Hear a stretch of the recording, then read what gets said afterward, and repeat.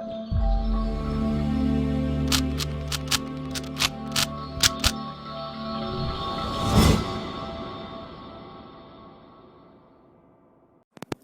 Guys, I hope you like my videos. If you like my videos please like share and subscribe our channel. आज हम लोग class 12th accountancy chapter 7 death of a partner आपके साथ discuss करने जा रहे हैं। बहुत छोटा सा टॉपिक है और बहुत इंटरेस्टिंग सा टॉपिक है। एग्जाम में कभी कभी आ जाता है, चॉइस में जनरली पूछा जाता है, बट कभी कभी अलग भी आ जाता है। तो बहुत इजी टॉपिक है अगर हम कंपैरिजन करें रिटायरमेंट और एडमिशन चैप्टर के उसमें, और कोशिश करेंगे डियर की जो इंट्रोडक्शन पार्ट है उसी में आप लोगों को काफी सारा कंसेप्ट क्लियर कर दें, और नेक्स्ट क्लास में आप लोगों को नेक्स्ट वीडियो में आप लोगों को और 2-3 क्वेश्चंस करवाकर आप लोगों को ये कंसेप्ट क्लियर हो जाए। तो कोशिश हमारी यही रहती है कि कम से कम टाइम लेकर आप लोगों को जल्दी से जल्दी ज्यादा से ज्यादा कंसेप्ट जो है वो क्लियर करा जाए। तो देखिए, सबसे पहले अगर हम बात करें तो हमें ये समझने की जरूरत है कि डिसोल्यूशन ऑफ पार्टनरशिप क्या होती है और डिसोल्यूशन ऑफ फर्म क्या होता है। इन दोनों में फर्क होता है डियर। अगर हम बात करें डिसोल्यूशन ऑफ फर्म की तो वो आपका बिल्कुल इस बुक का लास्ट चैप्टर है, जिसका मतलब होता है कि फर्म उस दिन के बाद से वर्किंग करना बंद कर देगा, यानी लिक्विडेट हो जाना फर्म का, यानी एंड अप हो जाना।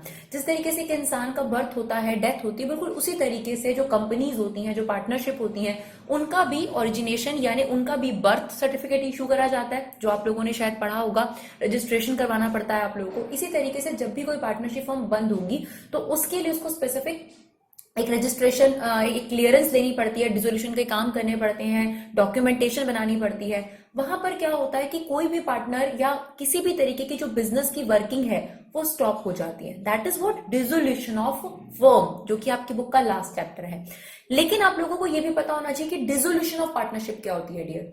कभी कभी तो ऐसा होता है कि पार्टनरशिप डिसॉल्व होने से डिसोल्यूशन ऑफ फर्म आ जाए, लेकिन हम वो सिनेरियो नहीं डिस्कस कर रहे। हम सिर्फ ये डिस्कस कर रहे हैं कि पार्टनरशिप तो डिसॉल्व हुई, यानी पार्टनरशिप तो खत्म हुई, लेकिन फर्म अभी भी कंटिन्यू अपना काम कर रही है, यानी फर्म का वर्किंग जो है वो कहीं ना कहीं बंद नहीं हुआ। तो डियर, डिसोल्यूशन ऑफ पार्टनरशिप को दूसरे शब्दों में आप ये भी कह सकते हो कि पार्टनरशिप डीड में बदलाव आना, यानी आपने पार्टनरशिप डीड खत्म नहीं करी, कि जब डिसोल्यूशन ऑफ फर्म होता है तो डीड ही आपने खत्म कर दी।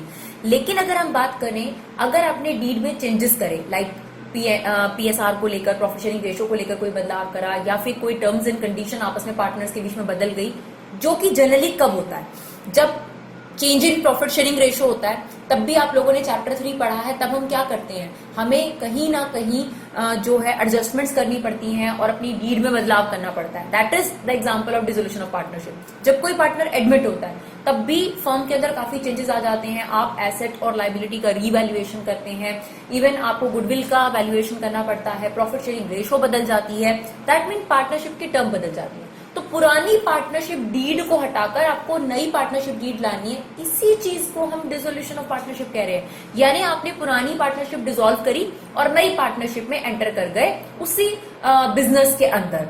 इसके जो आपके पास केसेस हो सकते हैं वो एडमिशन ऑफ अ पार्टनर है, रिटायरमेंट ऑफ अ पार्टनर है, death of a partner is also dissolution of partnership. अब आपको लगेगा कि ये कंसेप्ट हम अभी क्यों बता रहे हैं, बिकॉज आप कहीं ना कहीं डिसोल्यूशन ऑफ पार्टनर के लास्ट केस पर आ चुके हैं, that is death of a partner. तो आपको पता है कि मोर और लेस रिटायरमेंट जैसा ही कंसेप्ट है डेथ के अंदर भी, पर थोड़ी सी चीजें अलग है, बाकी कोई बहुत ज्यादा डिफरेंस नहीं है डेथ ऑफ पार्टनर की अगर हम बात करें। तो अब हम आपके साथ डिस्कस करेंगे कि डेथ ऑफ अ पार्टनर में किन किन चीजों का ट्रीटमेंट आप लोगों ने सीखना है। बहुत ज्यादा बड़ा ट्रीटमेंट नहीं है किसी भी चीज का, ठीक है। तो आई होप आपको डिसोल्यूशन ऑफ पार्टनरशिप और डिसोल्यूशन ऑफ फर्म में क्लैरिटी हो गई। डिसोल्यूशन ऑफ फर्म, जब फर्म अपनी वर्किंग बंद कर देगी, जो कि अभी पढ़ेंगे, जिसमें रियलाइजेशन अकाउंट बनता है डियर। डिसोल्यूशन ऑफ पार्टनरशिप, जब आपकी पार्टनरशिप की टर्म्स एंड कंडीशन चेंज हो जाती हैं, किसी नए पार्टनर के आ जाने से, किसी पार्टनर के रिटायर हो जाने से, किसी पार्टनर के डेथ हो जाने से, that is what dissolution of partnership. ठीक है जी, चलिए। तो आपके पास किन किन चीजों का treatment in case of death आपने पढ़ना है। देखिए, अगर किसी भी फर्म के अंदर एबीसी 3 पार्टनर्स हैं, वो आपस में प्रॉफिट शेयर कर रहे हैं किसी भी पर्टिकुलर रेशो में, 5:3:2 रेशो में या 3:1 रेशो में, उसमें से बी पार्टनर की डेथ हो जाती है, तब ऐसे केस में अगर उसका जो भी लीगल रिप्रेजेंटेटिव है वो अगर कंपनी में पार्टनरशिप फर्म में कंटिन्यू करना चाहता है, वो एक अलग बात है। उसके लिए भी आपको चेंजेस करने ही पड़ेंगे, क्योंकि आपको इन पार्टनर को रिटायर और नए पार्टनर को कहीं ना कहीं एडमिशन वाला कंसेप्ट यहाँ फॉलो करना पड़ेगा। तो फिलहाल हम ये बात कर रहे हैं कि जो भी उनका लीगल रिप्रेजेंटेटिव होगा उसको सारी पेमेंट आपको करनी होती है। तो जिस पर्सन की डेथ हो जाती है उसे यहाँ पर बोला जाता है डिसीज्ड, दैट मीन्स जिनकी डेथ हो गई। और जो भी उस डिसीज के बिहाफ पर सारी पेमेंट रिकवर करेंगे फर्म से, पार्टनरशिप फर्म से, उसको यहाँ बोला गया है एग्जीक्यूटर। ठीक है, तो जिस पर्सन की डेथ हो जाती है डिसीज्ड, क्योंकि डिसीज खुद से पेमेंट रिसीव नहीं कर सकता बिकॉज वो इस दुनिया में अब नहीं है, तो उसके बिहाफ पर जो भी उसका लीगल रिप्रेजेंटेटिव है या उसका एग्जीक्यूटर है, उसी को सारी पेमेंट जो है वो कहीं ना कहीं हैंड ओवर करी जाएगी, उसी को वो सारी पेमेंट दी जाएगी। तो क्या क्या पेमेंट जो है वो आपने उसके एग्जीक्यूटर से लेनी है और उसके एग्जीक्यूटर को देनी है, उनके ट्रीटमेंट के बारे में बात करते हैं। सबसे पहले डियर यहाँ पर प्रॉफिट शेयरिंग रेशियो में बदलाव आएगा। ऑब्वियस सी बात है, अगर आपके पास 3 पार्टनर हैं और एक पार्टनर की डेथ हो जाती है तो उसका शेयर जो है अब ए और सी को मिल जाएगा, यानी यहाँ पर बिल्कुल सेम रिटायरमेंट की तरह गेनिंग रेशियो जो है वो निकाली जाएगी। फिर एक गुडविल का ट्रीटमेंट, जो भी पार्टनर जिसकी भी डेथ हो गई उसका जो एग्जीक्यूटर है वो ये बोलेगा भाई जो भी ये पर्सन था, बी था डिसीज पर्सन, उसने बिजनेस को 10-12 साल दिए और बिजनेस ने उसके हेल्प से भी गुडविल कमाई है, तो आप हमें गुडविल के पैसे भी प्रोवाइड करिए। तो ऑब्वियस सी बात है वो हकदार है, जैसे एक रिटायर होता है पर्सन वो गुडविल के पैसे लेकर जाता है, क्योंकि इन तीनों का कंट्रीब्यूशन है फर्म की गुडविल बनाने में, तो बी का भी डेफिनेटली कंट्रीब्यूशन है, तो कहीं ना कहीं बी आपसे क्या लेकर जाएगा, गुडविल के पैसे। तो गुडविल का ट्रीटमेंट भी सीखेंगे। एक ही एंट्री है, ज्यादा घबराने की जरूरत नहीं है। रिजर्व्स एंड फिक्टिशियस एसेट, इसका ट्रीटमेंट भी करना पड़ेगा। जितने भी बैलेंस शीट में रिजर्व्स होंगे वो आपको पार्टनर्स को बांटने पड़ेंगे, क्योंकि नए तौर पे बनाए जाएंगे अब ए और सी के साथ, है ना। क्योंकि जब बी, ए और सी 3 पार्टनर्स थे तो उस रिजर्व को अब जब आपका रिकॉन्स्टिट्यूशन ऑफ फर्म होता है, जिसको हम डिसोल्यूशन ऑफ पार्टनरशिप भी बोलते हैं, या रिकॉन्स्टिट्यूशन ऑफ फर्म, यानी फर्म का दोबारा से स्ट्रक्चर तैयार करना, ऐसे केस में आपको जितने भी पुराने रिजर्व्स होते हैं उनको बांट देना है, यानी पुरानी गुल्लक तोड़ देंगे। ए बी सी तीनों के पैसे थे, तीनों में बांट दिए, फिर से नई गुल्लक में ए और सी पैसे डालना शुरू कर देंगे।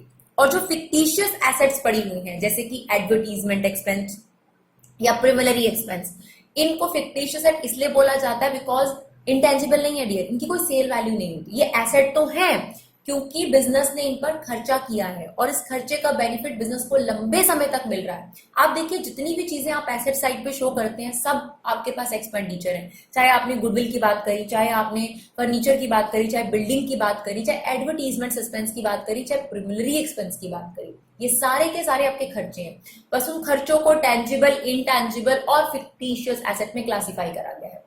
टेंजिबल हो या इनटेंजिबल हो, सेल वैल्यू हो सकती है, लेकिन फिक्टिशियस एसेट की कोई सेल वैल्यू नहीं होती। फिक्टिशियस मींस ये कहीं ना कहीं फेक, राइट। कोई भी ऐसा खर्चा जिससे बिजनेस को लंबे समय तक बेनिफिट होता है उसे बिजनेस एसेट बना लेता है। तो प्रिमिनरी एक्सपेंस क्या होते हैं, जब बिजनेस स्टार्ट होता है तो डॉक्यूमेंटेशन वगैरह बनाए जाते हैं और उन पर जो खर्चा किया जाता है that is what preliminary expense. तो जो वो वाले खर्चे हैं वो भी बी को यानी उसके एग्जीक्यूटिव को बेयर करने पड़ेंगे। तो फिक्टिशियस एसेट्स और रिजर्व का भी हम लोग ट्रीटमेंट सीखेंगे। इसके अलावा profit up to the date of death, यानी जब ये फाइनेंशियल ईयर स्टार्ट हुआ, पिछले साल का प्रॉफिट तो बी को मिल चुका होगा, इस साल जितने भी महीने, अगर वो ड्यूरिंग द ईयर उसकी डेथ होती है, साल के शुरू में हो जाती है फिर तो मतलब नहीं बनता, लेकिन अगर ड्यूरिंग द ईयर डेथ होती है, 4 महीने इस सेशन के चले गए हैं तो उसे 4 महीने का प्रॉफिट तो जरूर देना पड़ेगा ना आपको। तो ये 4 बेसिक ट्रीटमेंट है डियर जो हम आप लोगों को सिखाएंगे, और जो भी इसकी पेमेंट होती है वो इसके एग्जीक्यूटिव को, जो लीगल एयर होता है इस पार्टनर का, उसको प्रोवाइड करी जाती है, उसका भी अकाउंट आप लोगों को सिखाया जाएगा। तो सबसे पहला ट्रीटमेंट हम आप लोगों को सिखा रहे हैं प्रॉफिट शेयरिंग का, कि प्रॉफिट शेयरिंग रेशियो को क्या ट्रीटमेंट है। 3 केस है, बड़े सिंपल से केस है। मान लीजिए आपके पास एबीसी पार्टनर है, 3:1 की रेशो में प्रॉफिट शेयर करते हैं, बी डाई हो जाता है तो न्यू रेशो बिल्कुल रिटायरमेंट की तरह, न्यू रेशो क्या होगी 3:1 और गेनिंग रेशो भी क्या होगी 3:1। यही सेम रिटायरमेंट में केस है। केस 2, एबीसी 3 पार्टनर्स हैं, 3:1 की रेशो में शेयर करते हैं, ओल्ड रेशो, बी की डेथ हो जाती है, न्यू रेशो आपको गिवन है। कभी भी याद रखिए न्यू रेशो गिवन है तो आपने गेनिंग रेशो या सैक्रिफाइसिंग रेशो निकालनी ही निकालनी है। डेथ के केस में क्योंकि पार्टनर अपना शेयर छोड़ के जाता है तो जो भी एग्जिस्टिंग पार्टनर है वो उसके शेयर को गेन करेंगे, तो यहाँ पर गेनिंग रेशो निकाली जाएगी। गेनिंग रेशो का formula new ratio minus old ratio, हमेशा बड़े में से छोटे को माइनस करा जाता है।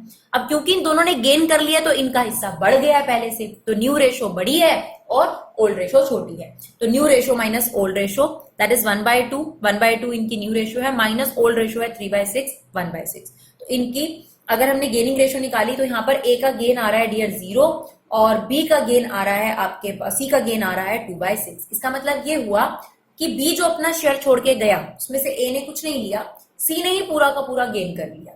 ठीक है डियर, तो ये आपके पास सेकंड केस है। फर्स्ट केस में सिंपल है, ए की डेथ हो जाए तो आपके पास न्यू रेशो हो जाएगी 2:1, गेनिंग रेशो भी 2:1।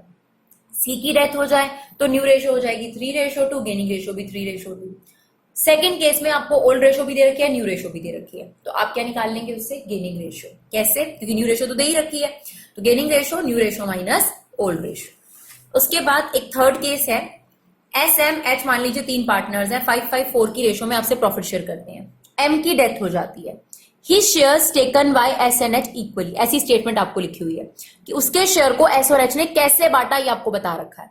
तो आप बताइए, सबसे पहले तो एम का शेयर कितना है, 5/14, इसके शेयर का हाफ, ऐसा ही लिखा है ना, इक्वली दोनों ने शेयर करा है, इसके शेयर का आधा, यानी जो भी इसका चीज थी उसको आधा जो है वो एस ने ले लिया, उसका आधा एच ने ले लिया। तो 5/14 का हाफ ना, 5/14 का हाफ, दैट मीन्स 5/28। सिमिलरली 5/28, तो इसका मतलब एस ने गेन कर लिया 5/28 और एच ने गेन कर लिया 5/28। तो गेनिंग रेशो तो हमें पता चली गई थी 1:1 है। अब बात करते हैं इनके न्यू शेयर की। तो एस और एच का जो ओल्ड शेयर है, दैट इज 5/14 और 4/14, उसमें उन दोनों ने जो गेन करा है वो ऐड कर दीजिए, आपको इनकी नई रेशो पता चल जाएगी, दैट इज 15:13। तो ये 3 केस है डियर, अगर हम बात करें प्रॉफिट शेयरिंग रेशो के, और आई होप आपको समझ में आ गए होंगे। और अब आप बैक क्वेश्चन ट्राई करिए, मोस्ट प्रॉब्ली आपके बैक क्वेश्चंस हो जाएंगे, राइट। चलिए, सेकंड चीज है हमारे पास गुडविल का ट्रीटमेंट। तो गुडविल का ट्रीटमेंट भी बहुत आसान है। 2 तरीके की गुडविल होती है, एक एग्जिस्टिंग और एक वैल्यूड, जिसको हम न्यू गुडविल बोलते हैं, जो एडजस्टमेंट में गिवन होती है। ये आपको बैलेंस शीट में गिवन होती है एग्जिस्टिंग गुडविल। इसके साथ एक ही ट्रीटमेंट होता है, इसे राइट ऑफ कर दीजिए। सेम एडमिशन में भी यही है, रिटायरमेंट में भी यही है और डेथ में भी यही है, इसमें कोई चेंजेस नहीं है। तो old partner capital account debit to goodwill, और ये कौन सी गुडविल है, एग्जिस्टिंग वाली। कहां मिलेगी आपको, बैलेंस शीट में, ठीक है। Old partner capital account debit to goodwill old ratio में। फिर वैल्यूड गुडविल की बात करते हैं, तो इसका क्या करना है आपने, इसकी एक ही एंट्री है, गेनर टू सैक्रिफाइसर। तो गेनिंग रेशो आपने निकाली, जो भी गेनर होगा वो गुडविल के पैसे देगा किसको, जो अब जा रहा है बिजनेस से, यानी जिसकी डेथ हो गई, तो वो सैक्रिफाइजर है। यहाँ पर सेम रिटायरमेंट जैसी एंट्री है, गेनर टू सैक्रिफाइजर। और ऑब्वियसली वो गेनर जो है, वो गुडविल जो है, किस रेशो में बेयर करेंगे, गेनिंग रेशो में। और ये आपको कहां गिवन होती है, एडजस्टमेंट में। तो ये हो गया आपका गुडविल का ट्रीटमेंट, ठीक है जी।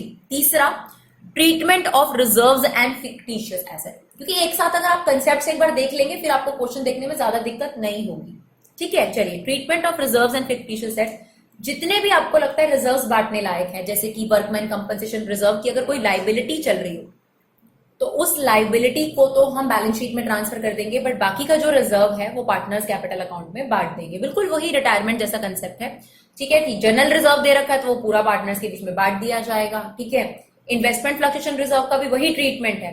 तो जो भी रिजर्व्स आपको लगता है पार्टनर के बीच में बांटने हैं, वो रिजर्व्स बांट देंगे। तो क्या जनरल एंट्री होती है, reserves account debit to old partners capital account old ratio में।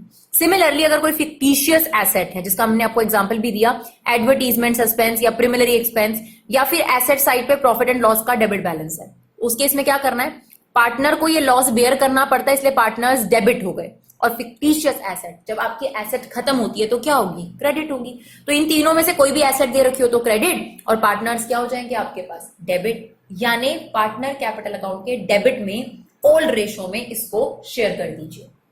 डेथ के केस में अगर हम बात करें, तो अगर एडवर्टीजमेंट सस्पेंस चल रहा है, तो जो भी यहाँ पे डिसीज पार्टनर है उसके कैपिटल के डेबिट में उसका शेयर आ जाएगा। सेम रिजर्व का भी शेयर जो है वो उसके अकाउंट में क्रेडिट हो जाएगा, ठीक है। तो this is the treatment of reserve and fictitious assets. तो आई होप तीनों ट्रीटमेंट क्लियर रहे, प्रॉफिट शेयरिंग रेशो का, गुडविल का, और साथ के साथ रिजर्व्स का। अब ये चीज थोड़ी सी अलग है, that is profit up to the date of death. इन्हें 2 बेसिस पे सिखाया गया है, लास्ट ईयर प्रॉफिट के बेसिस पर और सेल्स बेसिस पर। इसको समझाने के लिए हमने प्रॉपर एग्जांपल लिया है, क्वेश्चन लिया है, ताकि आपको ये कंसेप्ट क्लियर हो जाए। कोशिश करी है कि एक वीडियो के अंदर, छोटी सी वीडियो के अंदर, आपको सारा कंसेप्ट क्लियर हो जाए और उसके बाद आप क्वेश्चंस हैंडल बड़े आराम से कर सके। Radha, Tina and Rita were partnership sharing profit equally, तो इनके आपस की रेशो है इक्वल।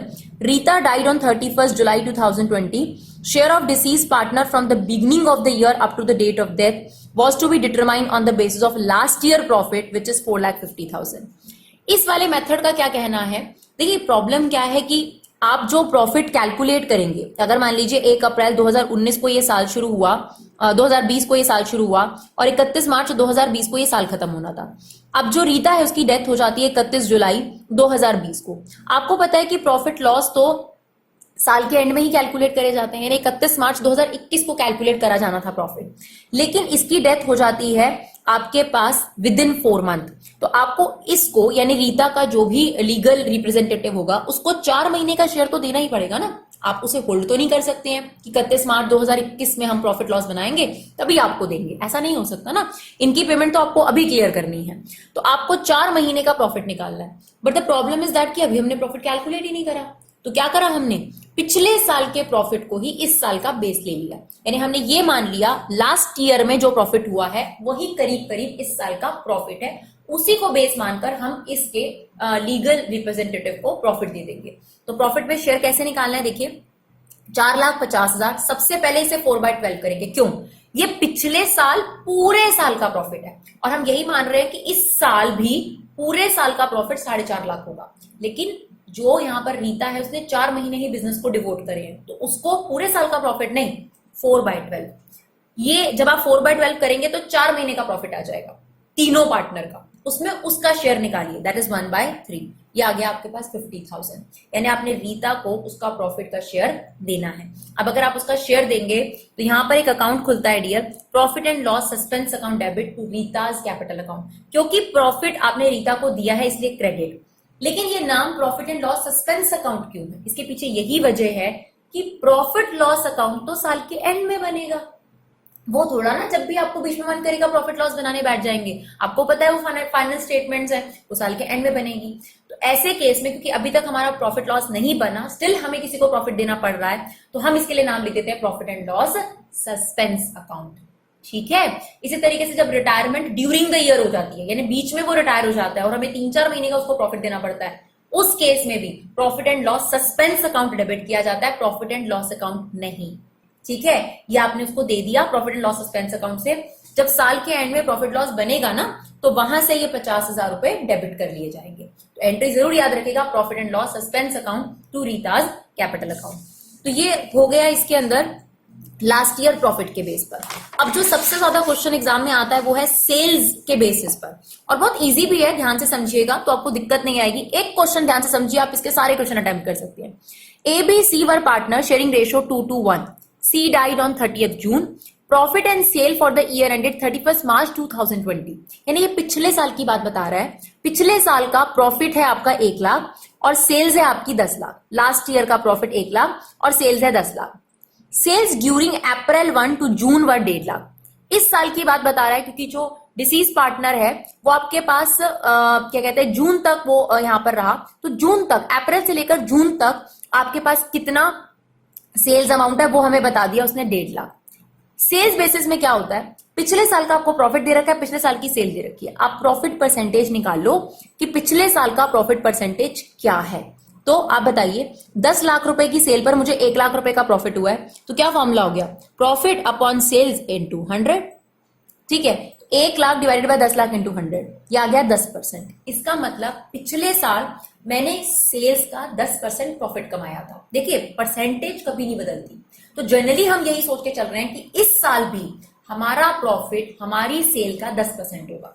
तो बस यहां पर भी आपने यही करा, 1.5 लाख रुपए की अप्रैल से लेकर जून तक आपको सेल दे रखी है, 3 मंथ में उसकी डेथ हो जाती है, तो 1.5 लाख का 10% निकाल दीजिए 15,000 रुपए। इसका मतलब अप्रैल से लेकर जून तक का प्रॉफिट आपको बता दिया गया 15,000 रुपए। ठीक है जी, अब आपको सी का शेयर निकालना है, इसको 3/12 से मल्टीप्लाई नहीं करना। क्यों, ये ऑलरेडी 3 महीने का ही तो प्रॉफिट है, इसको 3/12 नहीं करना। पिछले क्वेश्चन की तरह ये ऑलरेडी 3 महीने की सेल थी, उसका हमने 10% निकाला तो 3 महीने का ही प्रॉफिट आया। आपने सिर्फ और सिर्फ क्या करना है, सी का शेयर विच इज 1/5, 3,000 रुपीज, वो निकालना है। और अब आपने इसकी एंट्री क्या करनी है, profit and loss suspense account debit to C's capital. एक और चीज हम आपको साथ साथ बताना चाहेंगे, अगर इस क्वेश्चन में प्रॉफिट की जगह लॉस होता तो बस ये एंट्री अपोजिट हो जाती, यानी पार्टनर डेबिट हो जाता और profit and loss suspense account credit हो जाता। बाकी ट्रीटमेंट में कोई फर्क नहीं आएगा, चाहे वो लास्ट ईयर बेसिस हो चाहे वो सेल्स बेसिस हो। ठीक है जी। Thank you so much guys for love and support, keep supporting Yuva classes.